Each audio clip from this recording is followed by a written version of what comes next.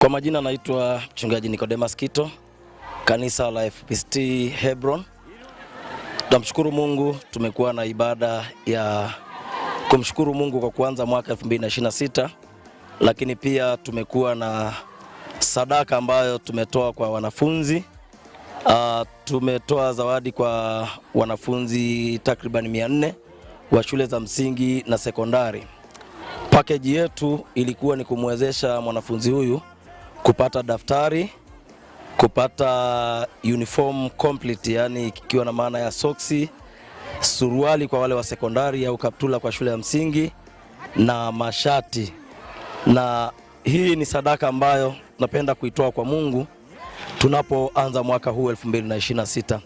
Tunamshukuru Mungu kwa mwitikio wa jamii inayotuzunguka, maana wamelipokea vizuri na wameshiriki pamoja nasi katika ibada hii ya kumshukuru Mungu. Kwa sifa na utukufu tunamrudishia Mungu aliyetuwezesha kuyafanya haya, si kwa sababu tunaweza, lakini tumeyafanya haya kwa sababu tunajua yeye ndiye atupae.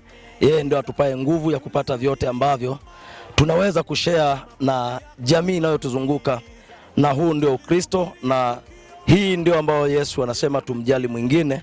Tunaposoma katika maandiko tunaona anasema alikuwa na njaa, anasema alikuwa na kiu, alikuwa uchi, alikuwa mgonjwa, lakini Yesu hajawahi kuwa mgonjwa. Anasema kadiri walivyotendewa wale wengine tulikuwa tukimtendea Yesu. Na sisi kanisa la FPCT Hebron tumeamua kuyafanya haya tukimtendea Kristo, tukithamini yale yote ambayo ametutendea kwa mwaka mzima 2025, na tukihitaji kuendelea kumuona tena kwa 2026. Sifa na utukufu tunarudisha kwa Yesu. Amen. Sifiwe kanisa.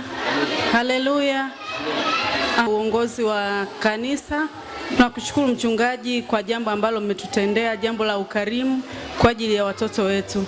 Hatuna cha kuwalipa wala hatuna cha kukulipa zaidi. Tunaomba Mwenyezi Mungu akuzidishie zaidi pale ulipopatoa. Mungu akubariki sana. Amen.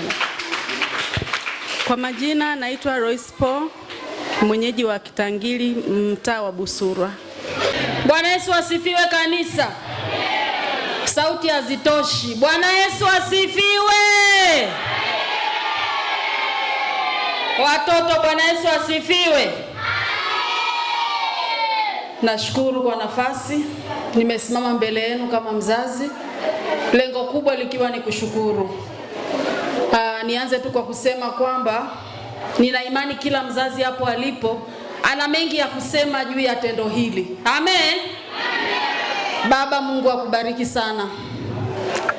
Na muomba Mungu kwa hiki ulichokifanya kikawe ukumbusho mbele za Mungu. Bwana Yesu asifiwe. Mungu akubariki sana sana sana. Kwa niaba ya wazazi, nafikiri kama nilivyotangulia kusema, kila mmoja akipewa nafasi anayo mengi sana ya kusema. Amen. Unajua muda kweli umeenda, umetuishia, lakini natamani kila mzazi hapo alipo ainuke amshukuru Mungu kwa tendo hili. Amen.